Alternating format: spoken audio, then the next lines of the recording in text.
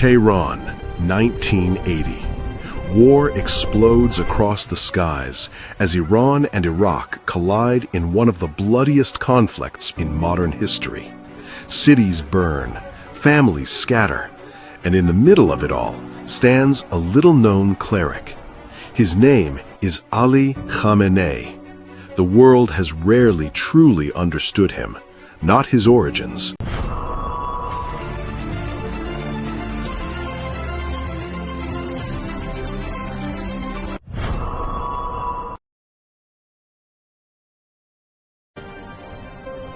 The story begins in Mashhad, a city ancient in its bones, wrapped in the scent of rosewater and incense, where millions of Shia Muslims make annual pilgrimage to the golden-domed shrine of Imam Reza, the 8th Imam of Twelver Shia Islam. It is April 17th, 1939, and into this world of devotion, commerce, and simmering discontent, Syed Ali Hosseini Khamenei is born. Mashhad in 1939 is not Tehran. It does not pulse with Western fashions or the cosmopolitan buzz of the capital. It is a city steeped in religious tradition, where the ulema, the clerical class, wield genuine social authority, and where the memory of past humiliations at the hands of foreign powers runs deep. Britain and Russia have long treated Iran as a chess piece on their imperial boards. The oil beneath Persian soil enriches foreigners, while ordinary Iranians struggle in poverty. These are the grievances that will shape a generation, and none more acutely than the boy who grows up in a modest, pious household, the son of a respected mid-ranking cleric. Before we continue, I'd love to hear from you. How did this story make you feel? Thank you for being here and spending these moments with me. If you enjoyed this video, please consider subscribing, liking, and sharing. It truly means the world and helps this channel grow. And don't forget to tell me in the comments, where are you watching from? His father, Syed Jawad Khamenei, is a man of learning and limited means. His mother, Hadijeh Mir Hosseini, is known for her warmth and her quiet strength. Ali grows up as the second of 8 children in a home where Arabic texts line the shelves, where prayer punctuates every hour, and where the obligations of the faith are not merely spiritual, but deeply political. The family is not wealthy. There are accounts of hungry nights, of threadbare clothing, of a childhood spent in the shadows of privilege rather than its light. This is not incidental. In later life, Khamenei will return again and again to the image of the oppressed, the disinherited, the mustazafin, the downtrodden, as the true constituency of the Islamic Revolution. His childhood gave him the emotional vocabulary for that politics. At a young age, Ali is sent to study at the Mashhad Hauza, the religious seminary, where the curriculum is the classical Islamic sciences, Quranic exegesis, jurisprudence, rhetoric, philosophy. He is a diligent student, marked early by an intense intellectual curiosity that goes beyond the rote memorization of most of his peers. He reads voraciously, not just religious texts, but Persian poetry, literature, and, crucially, political theory. There is a particular irony here that historians note with some fascination. Khamenei is one of the few senior Iranian clerics who has genuine literary sensibilities. He translates Arabic works into Persian. He writes poetry. He engages with writers and thinkers. This is not the profile of a crude strongman. It is the profile of a man who understands that ideas are the most powerful weapons of all. In 1957, at the age of 18, a pivotal decision changes the trajectory of his life. He travels to Najaf in Iraq, then as now the spiritual heartland of Shia Islam, to study at the feet of the great Ayatollah Hakim. But the more transformative encounter comes when he returns to Iran and makes his way to Qum, the holy city south of Tehran that is the beating heart of Iranian Shia clerical life. Here, he encounters the man who will become the defining influence of his intellectual and political formation, Grand Ayatollah Ruhollah Khomeini. Khomeini in the late 1950s is already a firebrand, a cleric of fierce political conviction who believes that Islam is not merely a private faith, but a revolutionary ideology, a complete system for governing society and the state. He is developing the doctrine that will one day shake the world, Velayat-e-Faqih, or the guardianship of the Islamic jurist. The idea that in the absence of the hidden imam, a supreme religious scholar must govern the state. This is radical theology with radical political implications, and the young Khamenei absorbs it with the hunger of a true believer. He becomes one of Khomeini's most devoted students, and, in time, one of his most trusted lieutenants. The relationship between teacher and student will define Iranian history for the next 4 decades. But it will also, in ways that neither man could fully anticipate, be tested and complicated in ways that reveal everything about power, principle, and survival. It is worth pausing here to understand the Iran that Khamenei is growing up in, because without that context, none of what follows makes sense. The country is ruled by Mohammad Reza Shah Pahlavi, a monarch backed by the United States and Britain following the CIA-assisted coup of 1953 that overthrew the democratically elected Prime Minister Mohammad Mossadegh, who had dared to nationalize Iranian oil. The Shah's regime is modernizing, secularizing, and brutally suppressing opposition. His secret police, Savak, are feared throughout the land. For a young, politically minded cleric steeped in the theology of justice and the memory of foreign domination, the Shah's Iran is a provocation on every level, religious, nationalist, and moral. The stage is set for confrontation. The year 1963 is a watershed moment. Khomeini publicly confronts the Shah over a package of reforms, land redistribution, women's suffrage, and a measure granting legal immunity to American military personnel in Iran. For Khomeini and his followers, these represent an assault on Islamic law and an affront to Iranian sovereignty. The protests that erupt are met with brutal force. Hundreds are killed. Khomeini is arrested, triggering more protests, and eventually sent into exile, first to Turkey, then to Najaf in Iraq, where he will remain for 14 years. The young Khamenei does not merely watch from the sidelines. He throws himself into the resistance with a dedication that will earn him enormous credibility in the years to come. He travels to Zahedan in southeastern Iran, distributing Khomeini's writings, building underground networks, spreading the revolutionary message in a country where doing so can cost you your freedom or your life. Savak notices. Khamenei is arrested for the first time in 1964. He is released, then arrested again. Over the following decade and a half, he will be detained, imprisoned, and released multiple times.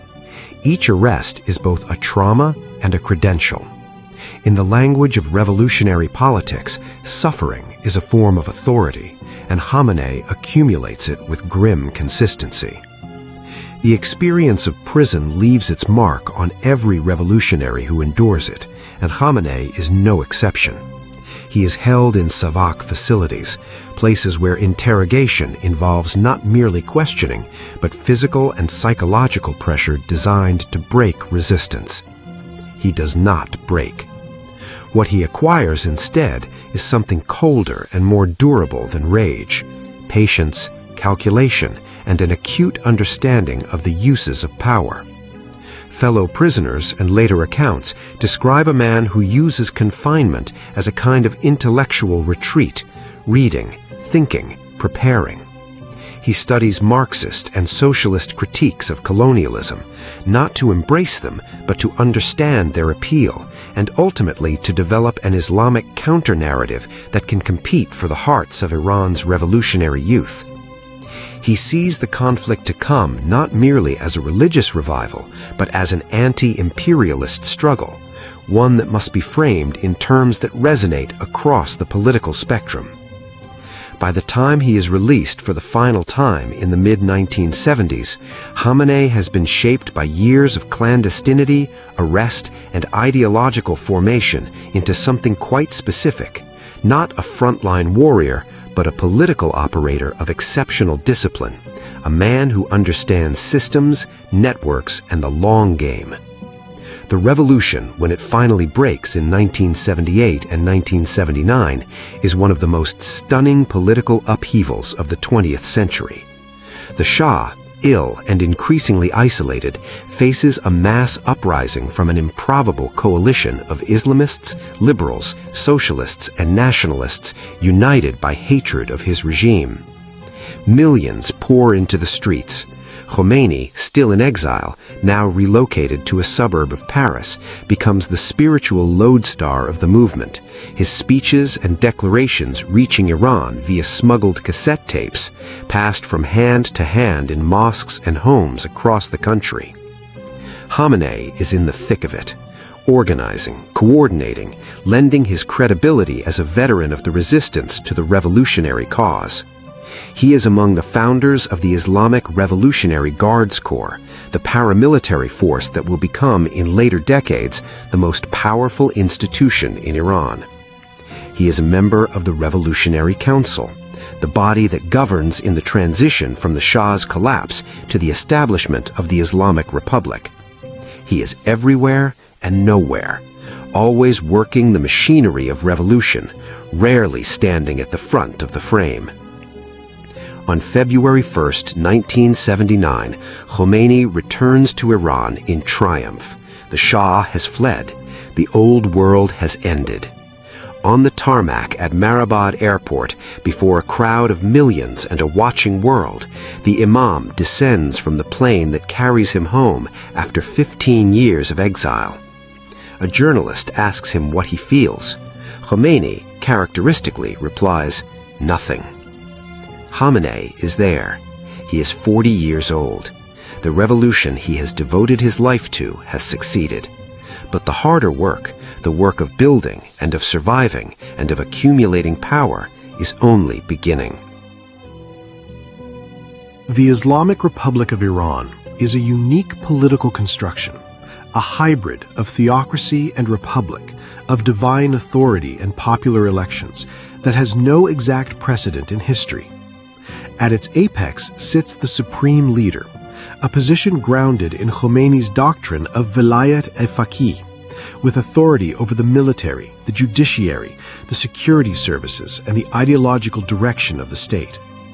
Below this, an elected president and parliament operate within a framework defined and constrained by clerical oversight bodies, the Guardian Council, which vets legislation and candidates, and the Assembly of Experts, which selects and theoretically can dismiss the supreme leader himself.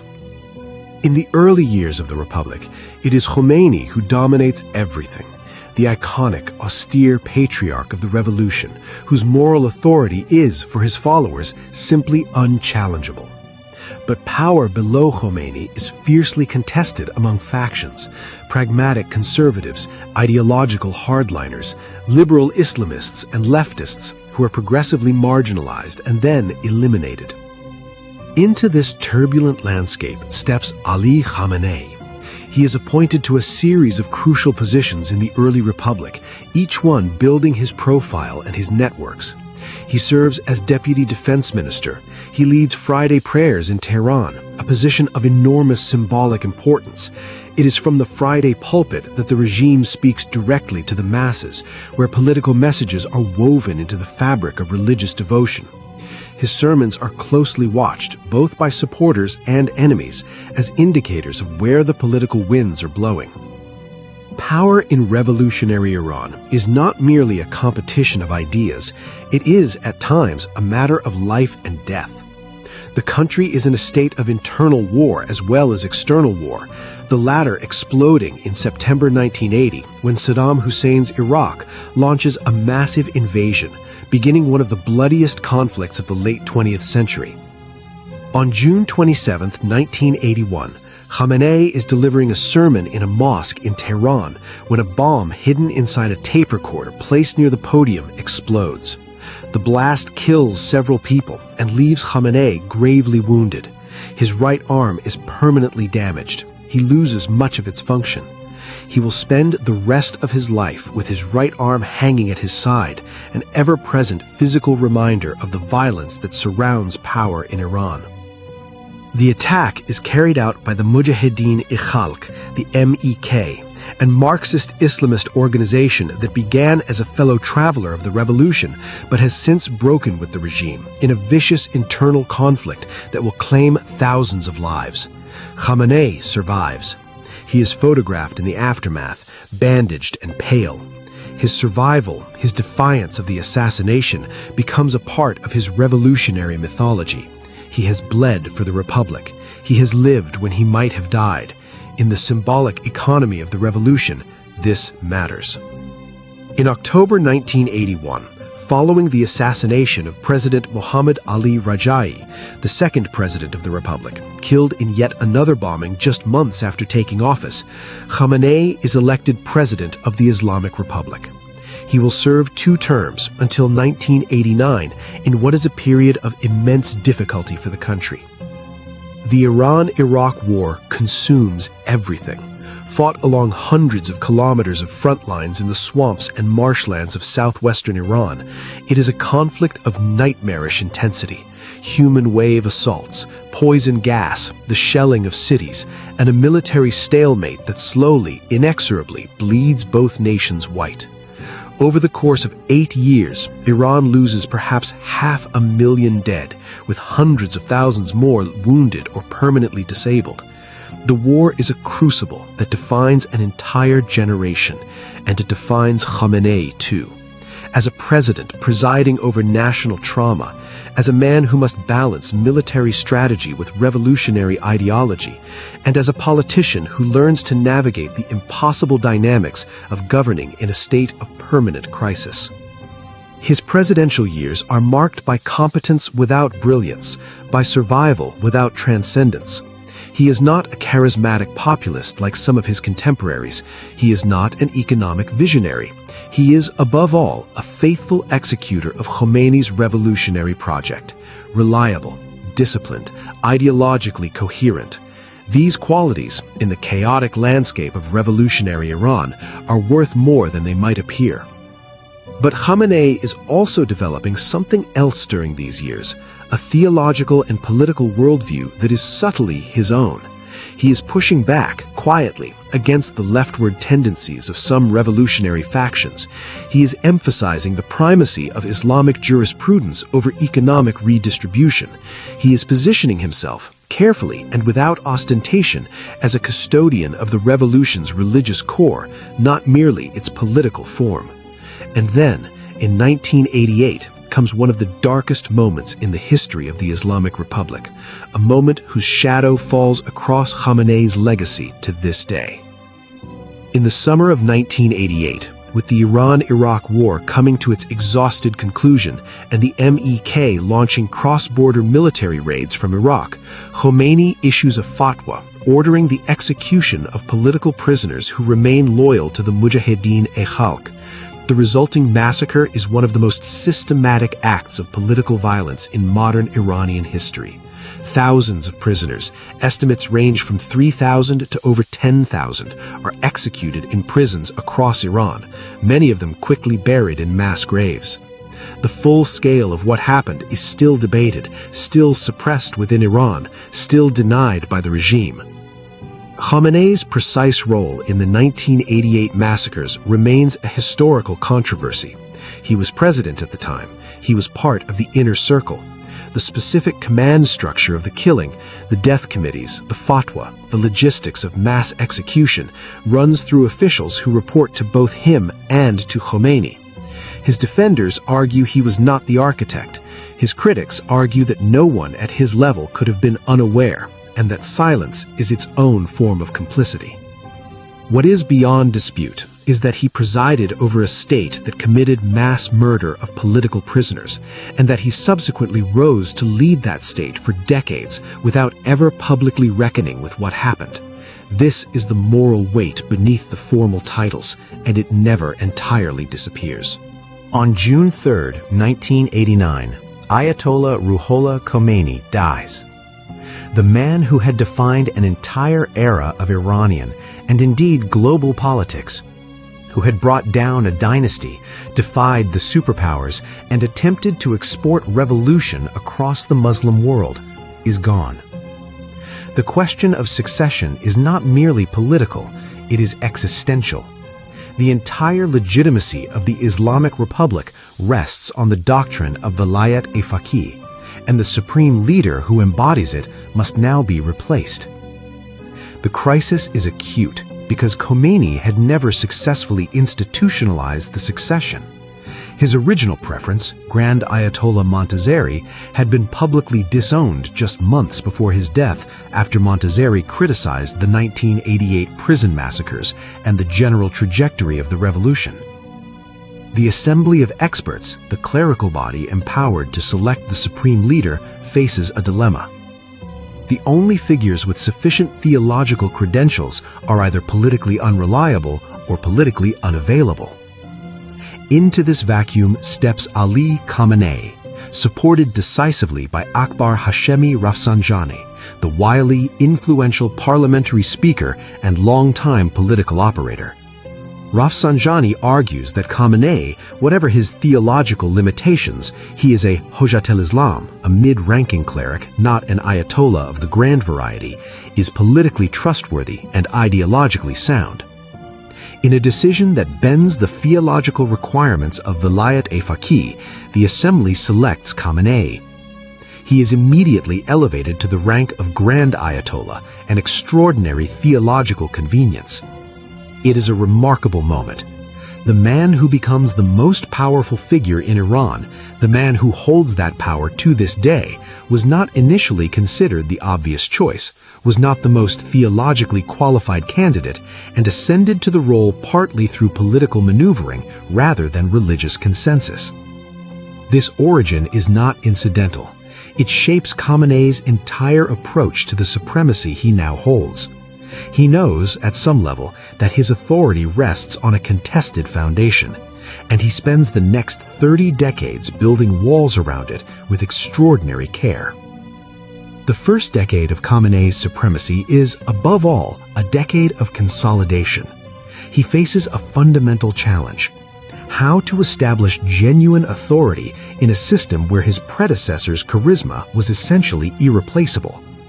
Khomeini's authority was partly personal, partly mystical. Khamenei has neither the theological stature nor the revolutionary mythology of the Imam. He has to build his power differently, and he does so with a thoroughness that, in retrospect, looks almost architectural. The key mechanism is the gradual subordination of every major institution of the state to his personal authority. The Islamic Revolutionary Corps, the IRGC, expands dramatically in Khamenei's years, growing from a revolutionary paramilitary into an economic and security behemoth that controls vast swaths of the Iranian economy, dominates the intelligence apparatus, and deploys proxy forces across the region. The IRGC becomes, in effect, Khamenei's Praetorian Guard, ideologically committed, financially rewarded, politically loyal. The judiciary is similarly brought to heel. Khamenei appoints the head of the judiciary directly. Courts become instruments of political control, tools for silencing critics, imprisoning journalists and reformers, and enforcing the ideological boundaries of the republic. The Basij, the volunteer paramilitary militia, is expanded and used as a social control mechanism, enforcing Islamic dress codes and moral standards on the street level. The press is squeezed. Independent newspapers that flourish briefly in the 1990s are shuttered. Editors are imprisoned. The message is made clear. Intellectual dissent is tolerated up to a certain point. Then it is not. The single most serious challenge to Khamenei's authority comes not from foreign enemies, but from within, from the Iranian people themselves, and from politicians who believe that the Islamic Republic can be reformed from the inside. In 1997, the reformist cleric Mohammad Khatami wins the presidential election in a landslide, carried to power on a wave of enthusiasm from Iran's young urban population. Khatami talks of civil society, the rule of law, dialogue among civilizations. For a brief, heady period, it seems as if the Islamic Republic might genuinely evolve, might become something less authoritarian, more responsive to the aspirations of a population that is, by then, among the most educated and internet-connected in the Middle East. Khamenei's response is definitive. He allows Khatami to exist, to hold office, to make speeches, to project an image of openness, but he systematically destroys the reform movement from within. The Guardian Council vetoes reformist legislation. The judiciary imprisons reformist politicians and journalists. The IRGC sends threatening signals. One by one, the mechanisms of the state are used to grind down reform while maintaining the fiction of republican governance. Khatami serves 2 full terms, leaves office, and the reform movement is effectively broken. Mahmoud Ahmadinejad, a fiercely ideological conservative beloved by the IRGC and the Basij, wins the presidency in 2005. The pendulum swings hard in the other direction. But the hunger for change does not die. In June 2009, following a disputed presidential election in which Ahmadinejad is declared the winner amid widespread allegations of fraud, millions of Iranians take to the streets in what becomes known as the Green Movement, the largest protests since the revolution itself. The images are extraordinary. Seas of green-clad protesters filling the boulevards of Tehran, demanding to know, "Where is my vote?"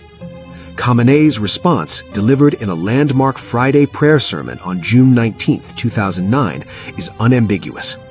He declares the election result valid, calls the protests illegal, and threatens severe consequences for those who continue.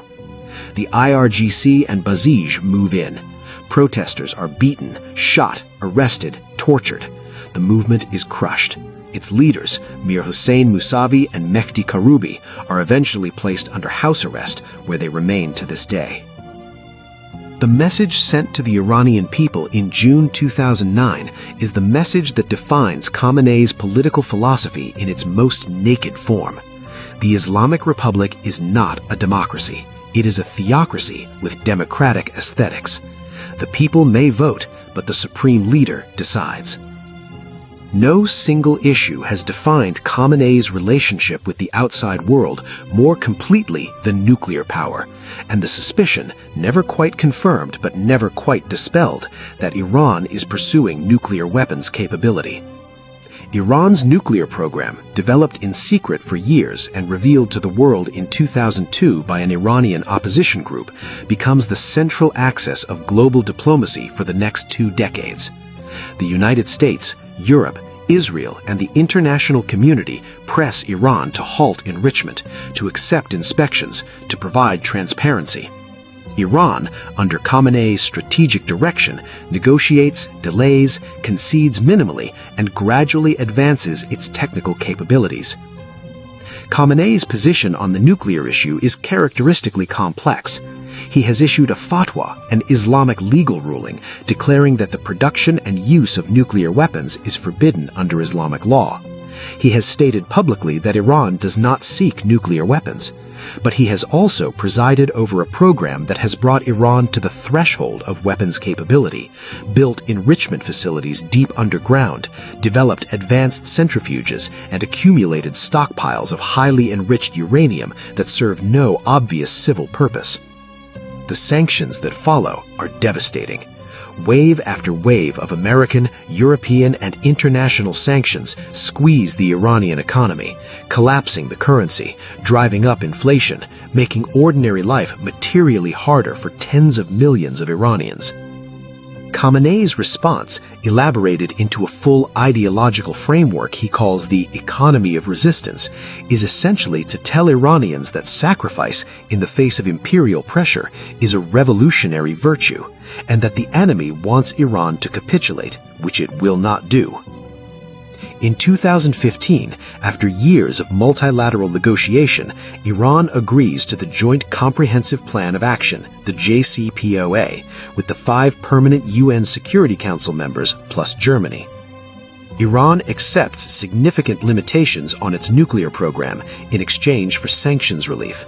It is the most significant diplomatic achievement of Khamenei's reign and its most significant subsequent disaster when President Donald Trump withdraws the United States from the agreement in 2018 and reimposes sanctions, leaving Khamenei holding a broken deal and a furious narrative of American betrayal that he has deployed ever since.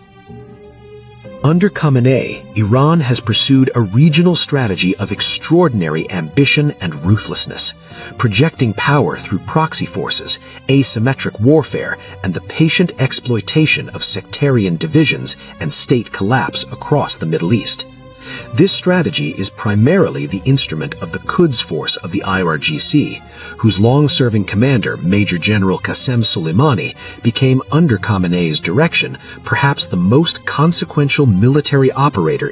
To understand Ali Khamenei, you must understand that he is not simply a politician who uses religion as a tool.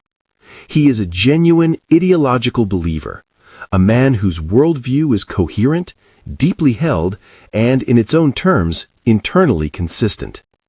This matters because it means that his decisions, which from the outside often look like cynical power plays, are experienced from the inside as principled choices. At the core of his worldview is a grand narrative of civilizational conflict. Iran, and more broadly the Muslim world, is locked in a struggle against Western imperialism, led primarily by the United States and secondarily by Israel, which he views as a colonial project implanted in the heart of the Islamic world. This is not merely a geopolitical dispute about territory or resources. It is a conflict over the right of Muslim societies to organize themselves according to their own values, free from the cultural domination of a Western modernity that Khamenei regards as spiritually bankrupt and politically predatory. Within this framework, the Islamic Republic is not just a state, it is a vanguard project, a proof of concept, a demonstration that an alternative to Western liberalism is possible. Every concession to the West is not merely a diplomatic compromise, it is a step toward cultural surrender. Every sanction, every military threat, every social media campaign against the regime's human rights record is evidence of the enemy's determination to strangle the revolution before it can inspire others. This worldview has obvious self-serving dimensions. It conveniently frames all internal dissent as foreign manipulation and all external criticism as imperial aggression. But it would be a mistake to dismiss it as merely cynical. The history of Western intervention in Iran, the 1953 coup, the support for the Shah, the backing of Saddam Hussein during the Iran-Iraq War, including when he used chemical weapons against Iranian forces, provides genuine, documented evidence for the narrative of external hostility that Khamenei articulates.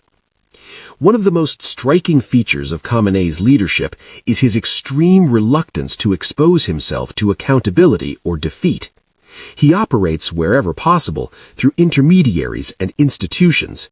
He sets the boundaries within which others must operate.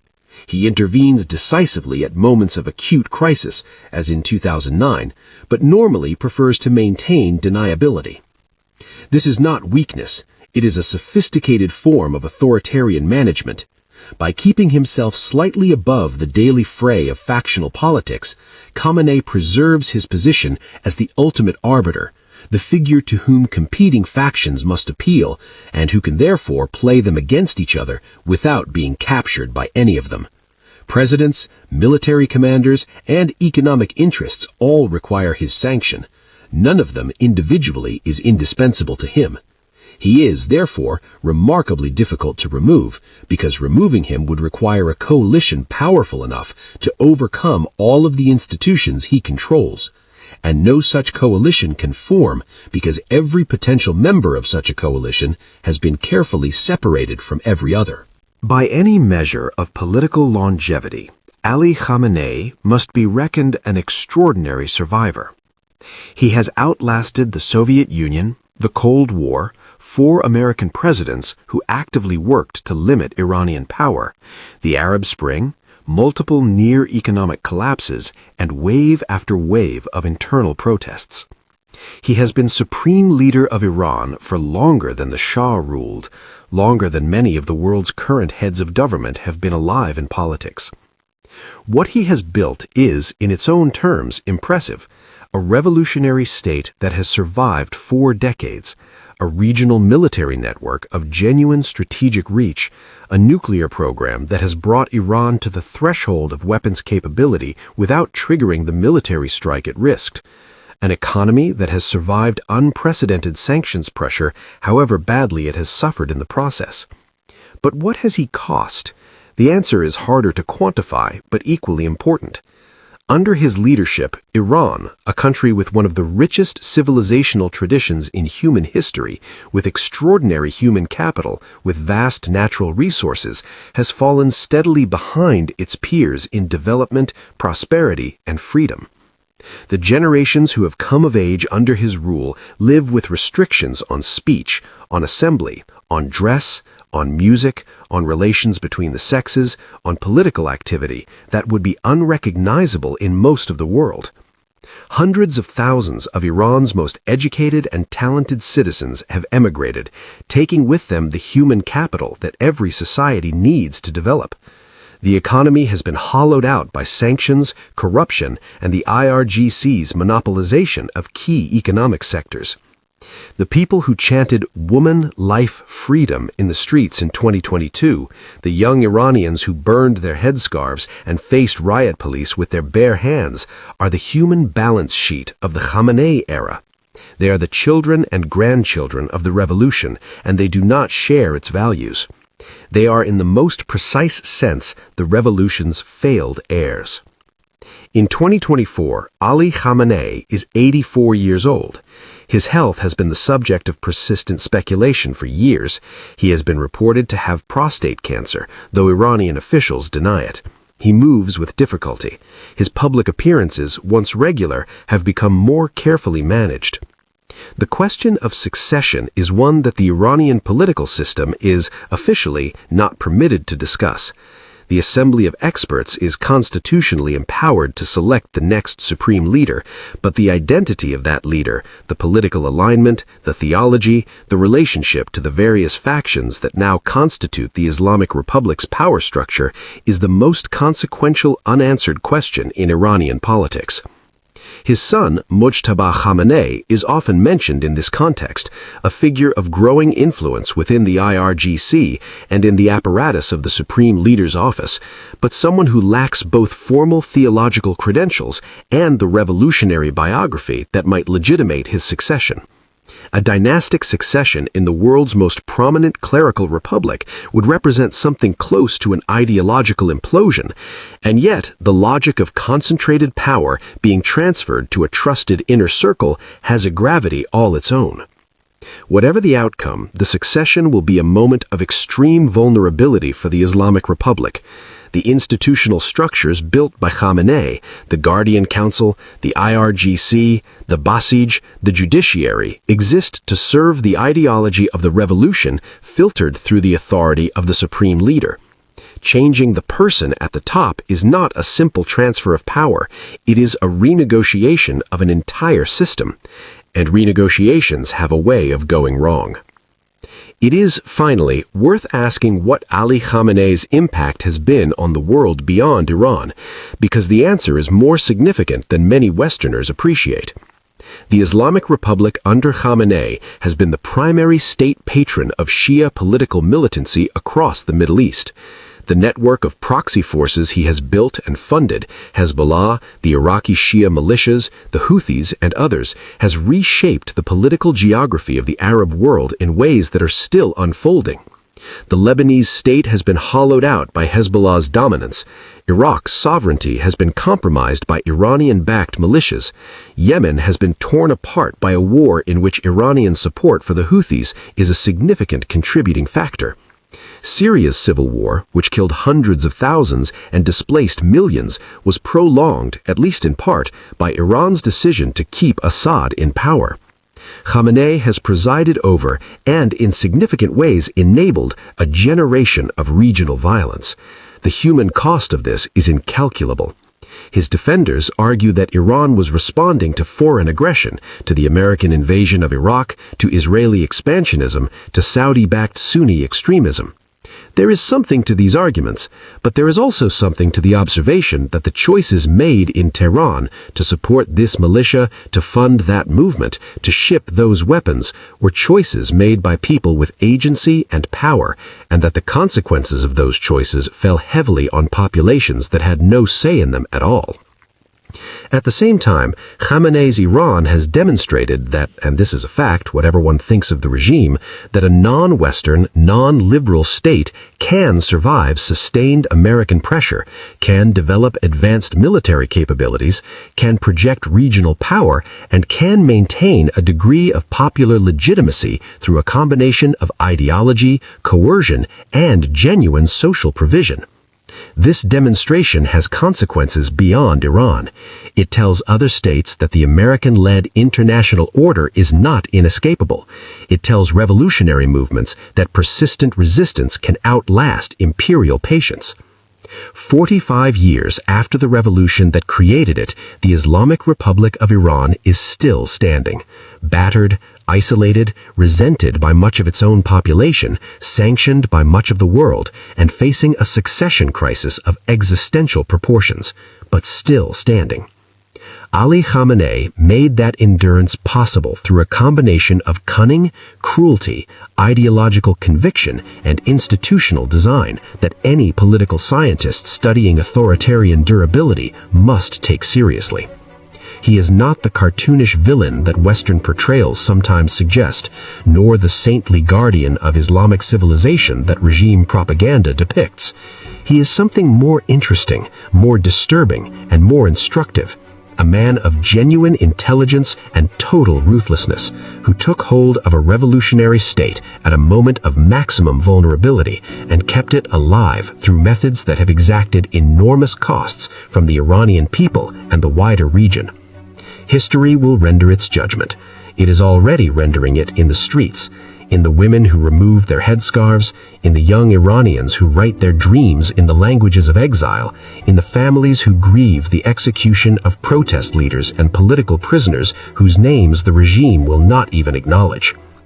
Share your thoughts below.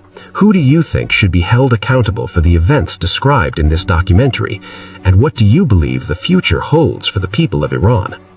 If you are drawn to stories of leaders who changed history in ways they never fully intended, men and women who grasped for certainty and built systems that outlasted their own intentions, there are more untold stories waiting in Trueline files.